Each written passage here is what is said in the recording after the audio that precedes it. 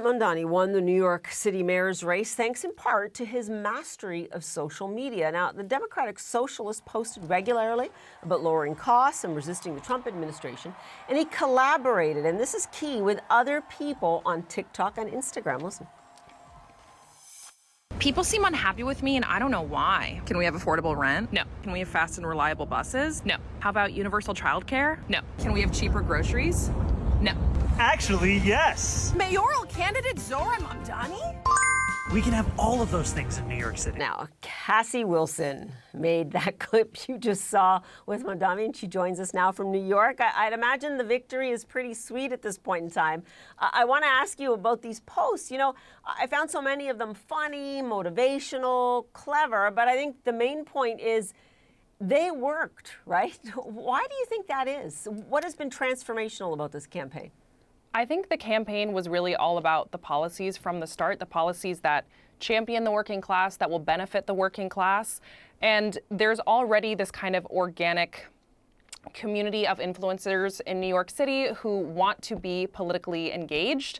And so Zohran's campaign did a really amazing job of engaging with that online community, just like he was engaging in communities in real life all over the city, visiting, churches, mosques, synagogues, community centers. He seemed to be everywhere. And so, engaging online was just another place where he could meet his voters and meet his constituents. And obviously, he's a very charismatic candidate, but really from the beginning, it was all about the policies, and that's what got people really excited about his campaign.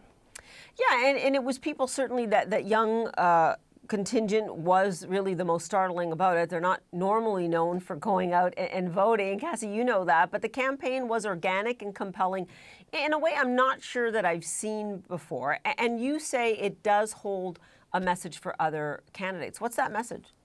Yeah, absolutely. I think you're right that I haven't seen this level of organization, of mobilization, of canvassers, organizers, and voters in my generation kind of ever.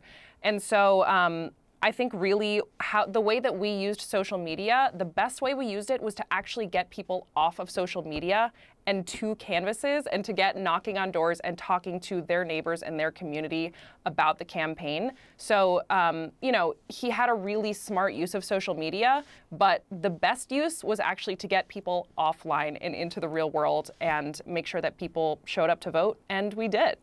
It is such a salient point, because in so many of these cases, some people will say, oh, well, it was an excuse for young people to just hide behind their phones or their screens. And that wasn't the case here at all. And considering there's so much at stake for your generation, regardless of what side of the fence you're on here, it is a good thing that this campaign did that. I am wondering, though, if you believe it'll have a lasting impact, especially when it comes to governing now, right? I mean, the hard work starts not just for, he's got to prove things to the party that didn't win, but to those that really believe in him. He has promised so much.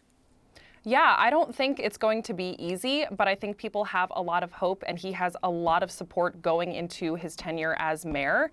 And I think that our generation has been really looking for political leaders to tell us about what they're going to do to make our lives better. The cost of living has skyrocketed, and he's the only Democratic leader that I have seen recently who is speaking directly to those issues. So, he has the full support of the New York City community behind him, not just the influencer community, but everybody who voted for him, everybody who knocked on a door, everybody who called a friend and made sure that they were registered to vote. I'm really excited about his tenure, and I think so are a lot of people. And I can't wait to see, this transformation of New York City government. Cassie Willson, I learned a lot, and I want to thank you for bringing it to us as we continue to watch him, as he takes office in January. Appreciate it. Thanks so much for having me.